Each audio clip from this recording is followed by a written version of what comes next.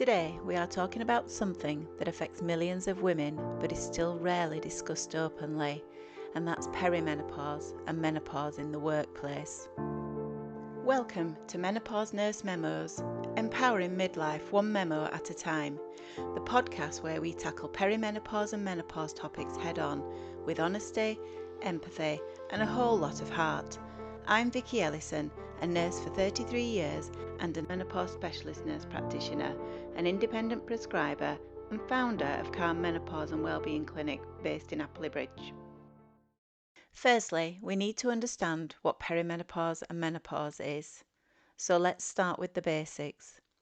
Perimenopause is a transitional period before menopause, often beginning in a woman's 40s, though it can start earlier.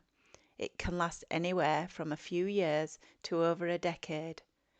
Menopause itself is defined at the point when a woman hasn't had a period for 12 consecutive months, typically occurring between the ages of 45 and 55. Now here's the thing. During this phase, estrogen and progesterone levels fluctuate and eventually decline, and that affects everything from your brain to your bones. Some of the common symptoms include hot flushes and night sweats, brain fog and forgetfulness, mood swings and anxiety, fatigue, joint pain, irregular periods, sleep disturbances, and the list is endless. And yes, these are medical issues, not just that you are getting older, yet too often they are dismissed or minimised, especially in professional settings. These symptoms can have a huge impact on a woman's working life.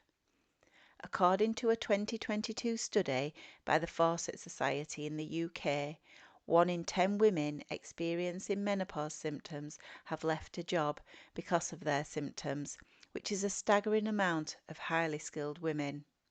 Cognitive fog and memory issues can have a real impact on a woman's ability and confidence. Women question their ability to do what they have competently and confidently done for many, many years. In corporate jobs, this might look like forgetting meeting times, losing track of emails, or hesitating to speak up in presentations. Then there are sleep disruptions and fatigue. Insomnia and night sweats can lead to chronic fatigue. This can reduce concentration, increasing irritability, and even heightening the risk of workplace errors, especially in high-pressured environments like healthcare, education, and finance. Mood swings and emotional changes can impact work. I've had patients in leadership positions tell me they've burst into tears in board meetings, not because they're too emotional, but because hormone changes deeply affect neurotransmitters like serotonin. Many women will feel a swing from being emotional and crying at the simple sight of, say, such a cute kitten on a poster, to having the feeling of rage when they feel like they're suddenly going to explode. And for anyone listening to this without understanding the perimenopause and menopause, these symptoms and reactions appear completely irrational. There is a physical discomfort, and hot flushes during presentations or sudden heart palpitations in the middle of a shift. Headaches and migraines can be more prevalent during this period, and needing extra breaks to manage unpredictable bleeding, or some women may feel they need to pass urine more frequently, so this may have an impact on meetings, or just the fact they need to know they can access a toilet easily. These symptoms are real and can be extremely disruptive. One of the biggest barriers women face is silence. There's still a cultural discomfort around menopause, especially in male-dominated or young workplaces. Many women feel embarrassed to ask for flexibility, afraid they'll be seen as less competent, pressured to push through instead of seeking accommodations. This stigma can erode self-confidence. It reduces productivity and even pushes women out of the workforce just when they're at the peak of their careers and experience. But it doesn't need to be this way. I would suggest you know your rights and options.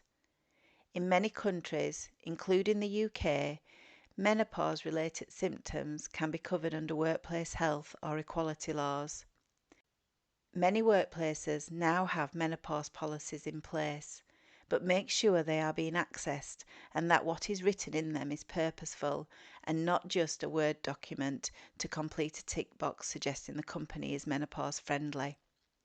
You can talk to your doctor or healthcare professional about hormone replacement therapy, lifestyle changes, or non-hormonal treatments which can all help relieve these symptoms. And if you feel comfortable, having a conversation with your boss or HR can be extremely beneficial.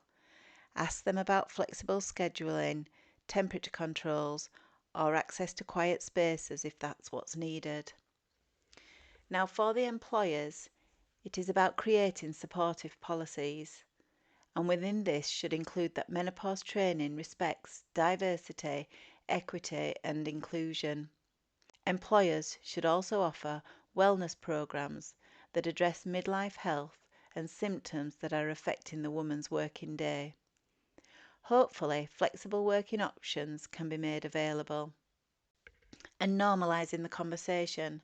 For example, companies could invite in speakers, host seminars, and put up informational posters in break rooms, informing everyone about the menopause and what symptoms some women may be experiencing. It is important for co-workers and managers to be compassionate. Therefore, if someone needs a fan at their desk or needs to take a break to cool down, support them. Don't joke, don't minimise, just be kind. We don't mock someone for having diabetes or back pain, so menopause deserves the same respect. And finally, menopause affects half the population at some point, and yet it's often treated like a private burden. It doesn't have to be this way.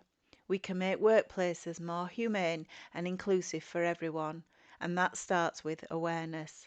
So if you are a woman going through this, know that you are not alone, and what you are feeling is valid. If you're an employer or a co-worker, think about what small changes you can make today to support your colleagues. Let's break the silence around menopause in the workplace, because good health at work is everyone's business.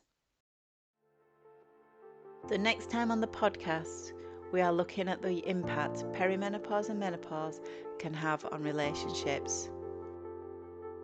Thank you for spending time with me today on Menopause Nurse Memos.